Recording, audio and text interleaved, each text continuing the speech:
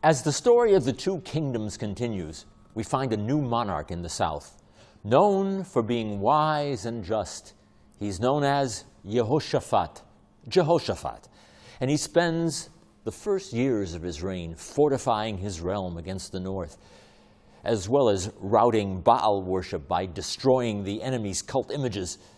An unnamed biblical writer known as the Chronicler writes this: וימלוך יהושפט בנו תחתיו, ויתחזק על ישראל, וייתן חיל בכל ערי יהודה הבצורות, וייתן נציבים בארץ יהודה, ובערי אפרים אשר לכד עשה אביו. By now, it's not a matter of reuniting the 12 tribes under Jerusalem's rule. It's all about protecting Judah against possible rout by northern armies. Clearly, the 10 breakaway tribes are no longer rebels. They are an independent kingdom to be reckoned with. They have waged their civil war, and they've emerged victorious.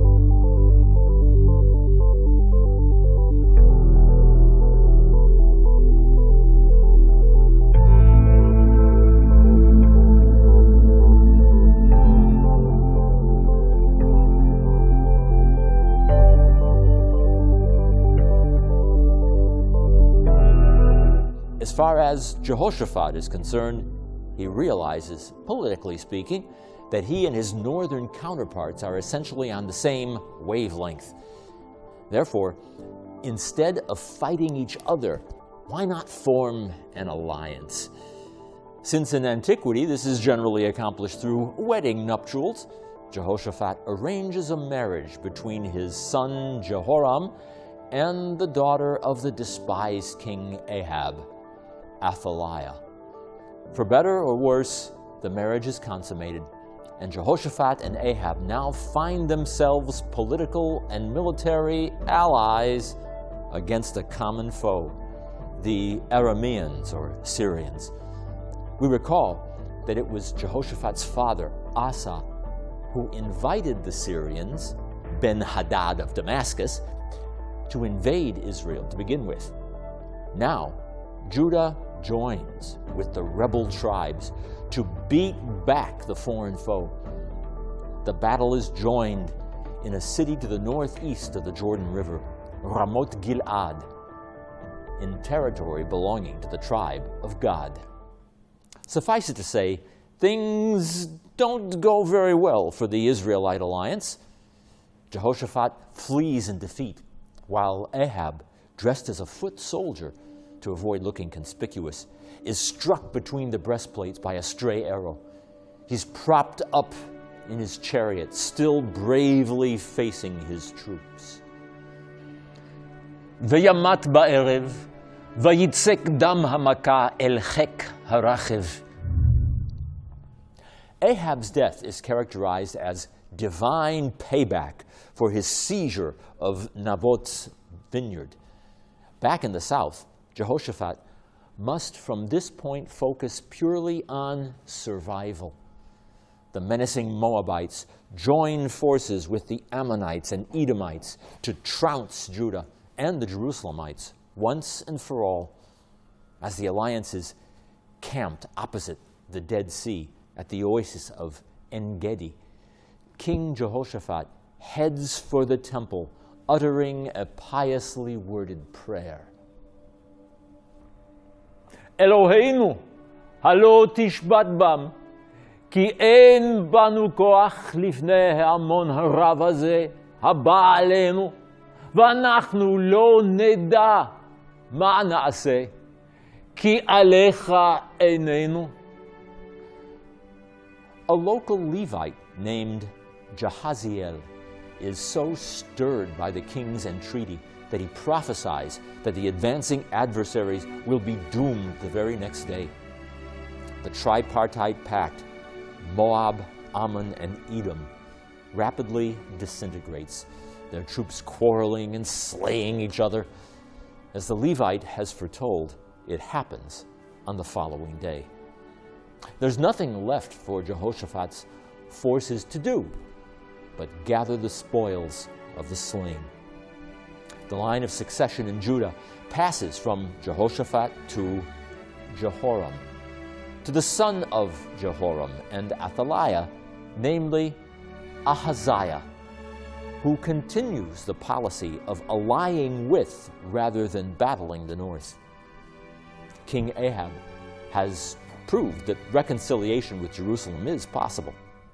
However, his son and successor, another Jehoram, not to be confused with the son of Jehoshaphat, comes face to face with a determined assassin. His name is Jehu, and he goes on a murderous rampage against the house of Ahab.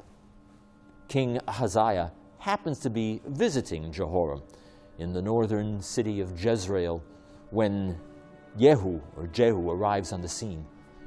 The assassin murders Jehoram, depicted as additional divine retribution for Ahab's sin against Naboth. Some biblical critics speculate that the emphasis on avenging the blood of Naboth cloaks a dissatisfaction with the need to grow the northern kingdom into a regional power. That's just a yoke too heavy for its citizenry to bear. King Ahaziah of Judah is also wounded in the attack. He flees across the valley to Megiddo, where he dies from his wounds. Jehu continues his killing spree. He next targets Ahab's Phoenician queen, Jezebel. Hearing that the assassin is on his way, the queen adorns herself and presents herself at the window.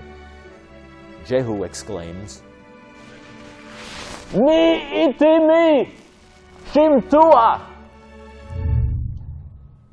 Her flesh is eaten by dogs who leave nothing more than her skull, her feet, and the palms of her hands.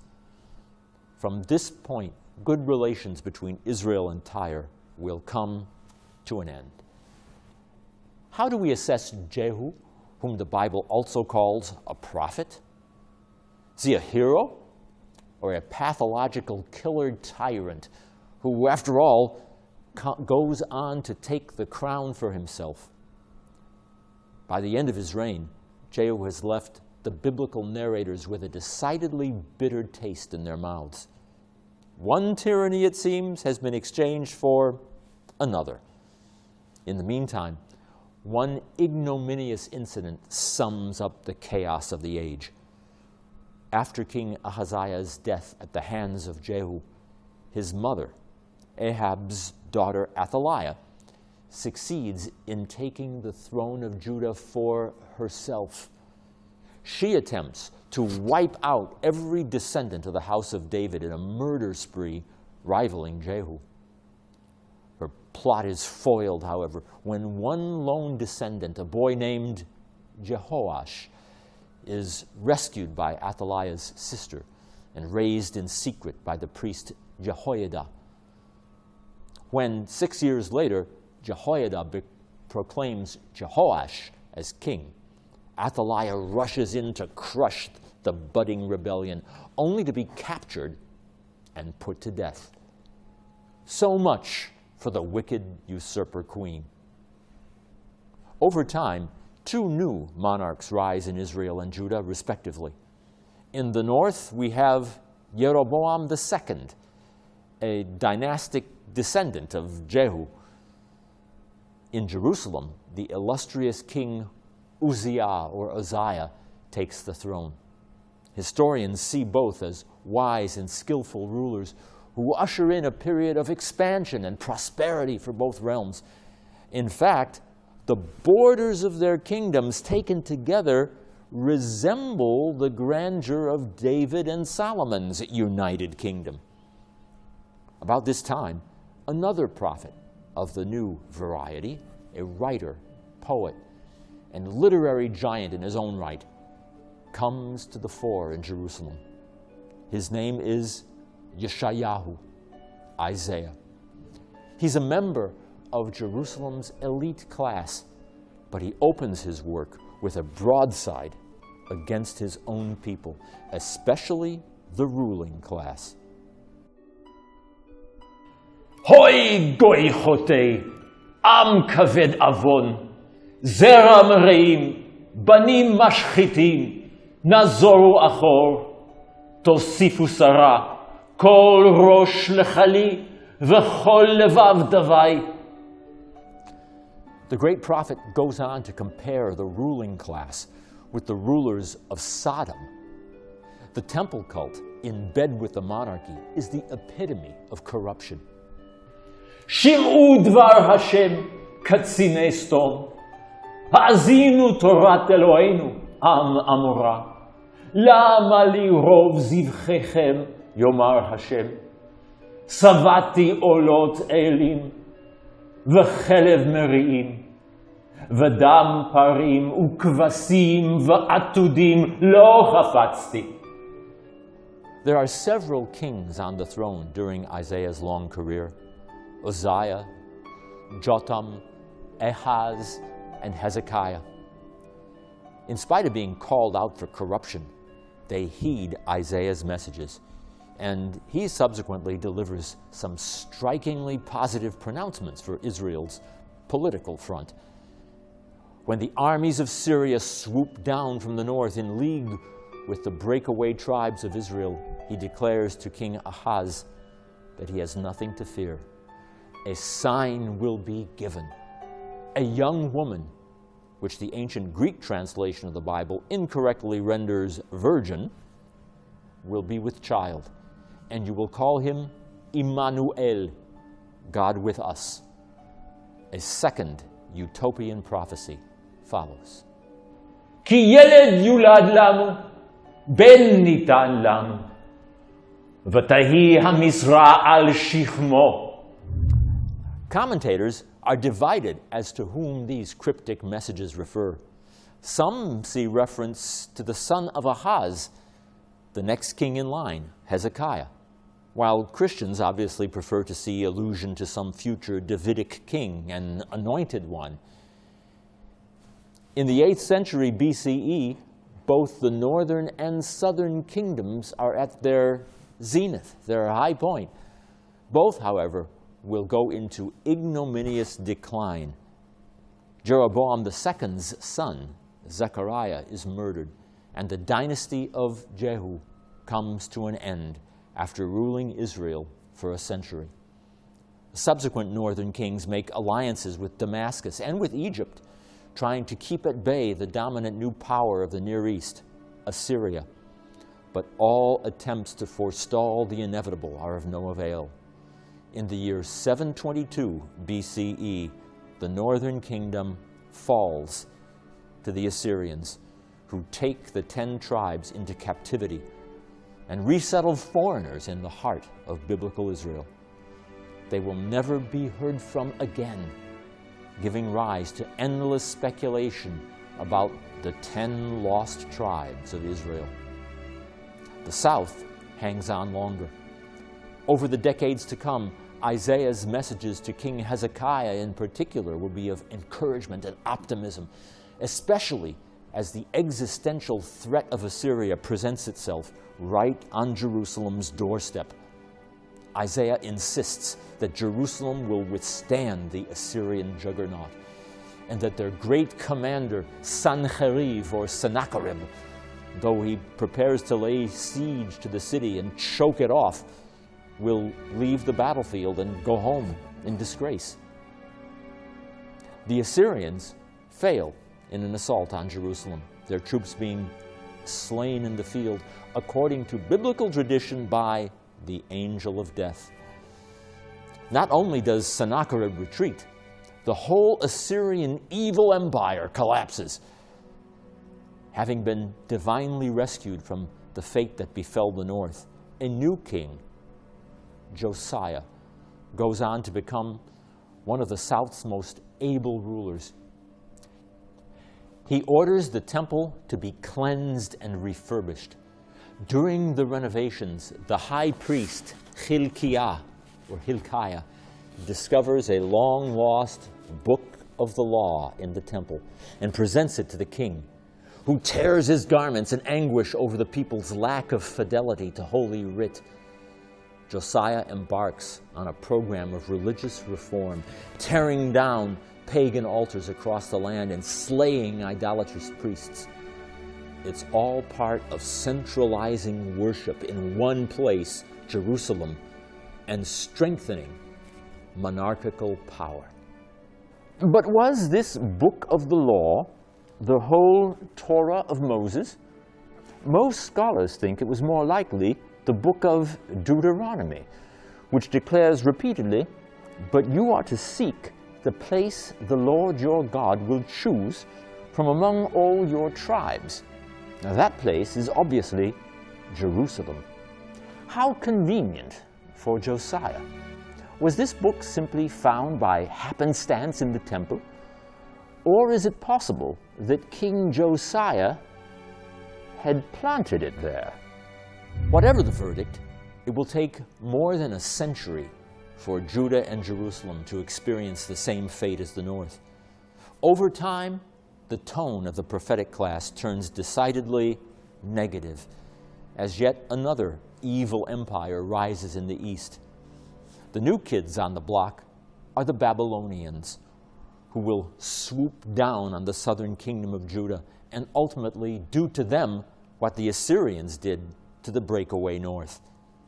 The message of two new prophets, Jeremiah and Ezekiel, is that Israel will indeed fall, that it's too late for any kind of national salvation. Jeremiah has the unenviable task of undoing Isaiah. He must shatter the aura of invincibility around Jerusalem and convince king and people alike that this ship of state, like the Titanic 24 centuries later, really can sink. Not even the temple and the presence of the hallowed Ark of the Covenant will save her. In ancient Israel, the existential threat is now Babylonia. Human nature, however, is what it is and prefers comfortable illusions to hard reality. King Josiah's sons are not very successful in consolidating and maintaining power. The end comes in stages. First, Babylonia demands tribute from Jerusalem. They subsequently appoint puppet kings who they hope will do their bidding. In the days of Judah's last king, Zedekiah, the prophet himself is seized and thrown into a muck-filled cistern, only to be rescued at the last minute by a Cushite official at the palace. Jeremiah declares to the king, ואם לא תצא אל שרי מלך בבל, וניתנה העיר הזאת ביד הכסדים, ושרפוה באש, ואתה לא תימלט מידם. The nation at large will not be rescued. As the prophet predicted, their doom is sealed. If we compare Jeremiah with his predecessor Isaiah, it's easy to see the prophets as a whole as a conflicted lot, torn between two visions, one of triumphalism, the other national catastrophe. In the near term, as Jeremiah and another prophet of doom, Ezekiel, bear witness, the catastrophic vision wins out. King Zedekiah lends his support to the anti-Babylonian uprising, only to be captured and blinded as his sons are slaughtered before him. Then he's sent away into exile. In his place, the Babylonians set up a puppet governor named Gedaliah. But he is murdered by the rebellious faction, who still believe they can regain their independence. This sets the stage for the final invasion by the armies of Babylon, who in the year 586 B.C.E. put a final end to the kingdom of Judah. The Babylonian king Nebuchadnezzar burns Solomon's fabled temple to the ground and completely destroys the city, taking its inhabitants into faraway exile. It ends where it all began, near the Tigris and Euphrates Rivers, the same territory from which Abraham and his family made their long trek to the land of Canaan so many centuries before. Millennia later, the patriots of America must have had all this in mind, especially as one of them, Patrick Henry, delivered a classic address to the Virginia House of Burgesses in which he directly quoted the prophet Jeremiah. Gentlemen may cry, peace, peace, but there is no peace. The war has actually begun. The next gale that sweeps from the north will bring to our ears the clash of resounding arms. Our brethren are already in the field. Why stand we here idle? What is it that gentlemen wish? What would they have? Is life so dear, or peace so sweet, as to be purchased at the price of chains and slavery? Forbid it, Almighty God. I know not what course others may take, but as for me, give me liberty, or give me death. Henry's intent was, of course, to stir the fledgling nation to resist the invading British, as they, like the Babylonians, swooped down from the north. The ancient prophet's burden, by contrast, was to convince as many as he could that the cause was already lost. So it is that prophets and patriots alike are caught between national resilience and catastrophic decline. But as the prophets certainly knew, it's precisely out of the crucible of suffering that the greatest generation may well arise.